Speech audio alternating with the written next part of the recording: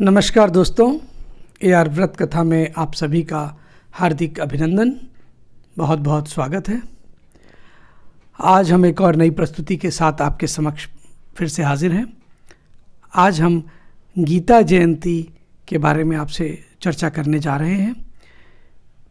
अपने इस वीडियो में हम बताएंगे कि गीता जयंती कब है, इसकी महत्वपूर्ण तिथि कब है, इसकी पूजा की विधि क्या है, इस दिन का महत्व क्या है और गीता जयंती से संबंधित पौराणिक कथा क्या है।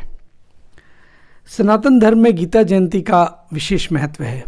यह एक मात्र ऐसा ग्रंथ है जिसकी जयंती मनाई जाती है।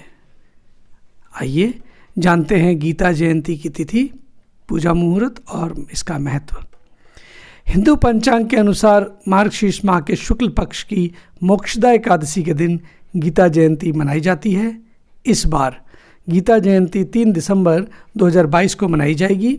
ये श्रीमद् भगवद गीता की 5159वीं वर्षगांठ भी होगी। सनातन धर्म में गीता जयंती का बहुत विशेष महत्व है और ये हर साल मनाई जाती है। ऐसी धार्मिक मान्यता है कि इसी दिन भगवान श्री कृष्ण जी ने महाभारत युद्ध से पहले अर्जुन को गीता का उपदेश दिया था। कहते हैं कि जो लोग प्रतिदिन गीता का पाठ करते हैं और गीता के बताए गए उपदेशों को जीवन में अपनाते हैं, उन्हें मोक्ष की प्राप्ति होती है।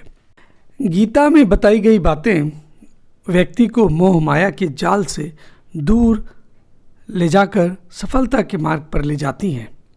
गीता में मनुष्य के जीवन का संपूर्ण सार बताया गया है, जिसमें कर्मयोग, ज्ञान योग, भक्ति योग के उपदेश शामिल हैं।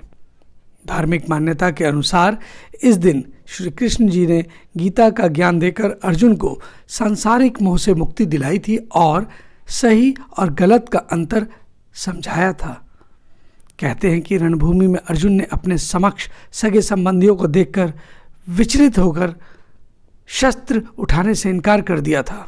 तब सारथी बने हुए भगवान श्री कृष्ण ने अर्जुन के ज्ञान चक्षु खोलने के लिए गीता का उपदेश दिया था, जिसके बाद अर्जुन ने अपनी पूरी ताकत से युद्ध लड़ा और कौरवों को पराजित किया। गीता व्यक्तियों के विचारों में शुद्धिकरण लाती है। गीता के उपदेश में इतनी शक्ति है कि इसका पालन करने वाला मनुष्य अच्छे और बुरे का फर्क समझ पाता है। गीता के श्लोक में जीवन जीने की अद्भुत कला सिखाई गई है। इस दिन गीता का पाठ करने से श्री कृष्ण जी की कृपा प्राप्त होती है। गीता जयंती के दिन श्रीमद् भगवद गीता का पाठ करना चाहिए। इसके लिए पहले फूल अक्षत से ग्रंथ को पूजा करें और फिर पाठ की शुरुआत करें। इसके बाद संभव हो तो गीता ग्रंथ को बच्चों और लोगों में दान भी करें।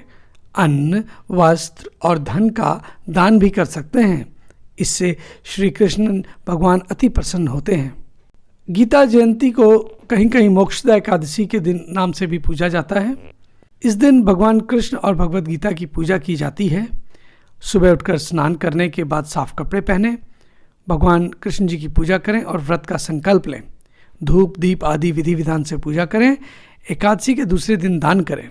ज्योतिष शास्त्र की मान्यता के अनुसार इस दिन व्रत रखने से मोक्ष की प्राप्ति होती है, वहीं सभी पापों का नाश होता है।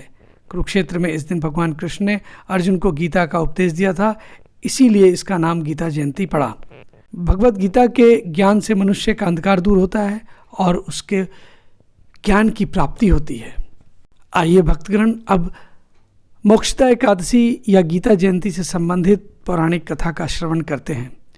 पौराणिक कथा के अनुसार एक समय गोकुल में वैशाखनस नाम का एक राजा राज्य करता था। एक बार उसने स्वप्न में देखा कि उसके पिता नरक में संकट झेल रहे हैं और उसे बचाने के लिए बुला रहे हैं। ऐसा स्वप्न देखकर राजा बहुत ही घबरा गया और ब्राह्मणों को बुलाकर इस स्वप्न का कारण पूछा। ब्राह्मणों ने राजा को पर्वत नाम के ऋषि के आश्रम जाकर अपने पिता के उद्धार का उपाय पूछने को कहा। राजा ऋषि के आश्रम गए और उपाय पूछा। ऋषि ने कहा, तुम्हारे पिता को अपने पूर्व जन्मों के कर्मों के कारण नरक प्राप्त हुआ है। ऋषि ने राजा से कहा कि तुम मोक्षदा एकादशी का व्रत रखो और इसका फल अपने पिता को अर्पण करो। ऐसा करने से तुम्हारे पिता को मुक्ति मिल जाएगी। और राजा ने ऐसा ही किया। इसके बाद राजा के पिता को मोक्ष की प्राप्ति हुई।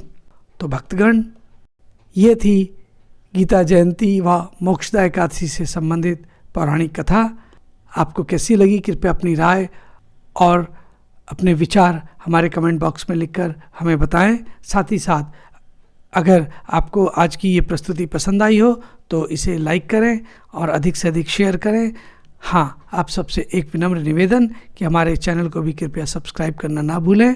बेल आइकन को भी साथ में दबा दें ताकि सारे नोटिफिकेशन आपको जल्द से जल्द प्राप्त हो सकें। आज की प्रस्तुति सुनने के लिए आप सबका बहुत बहुत हार्दिक धन्यवाद। अब हमें आज्ञा दीजिए, फिर जल्द हम नई पेशकश के साथ आपके समक्ष हाजिर होंगे। श्री कृष्ण भगवान की जय।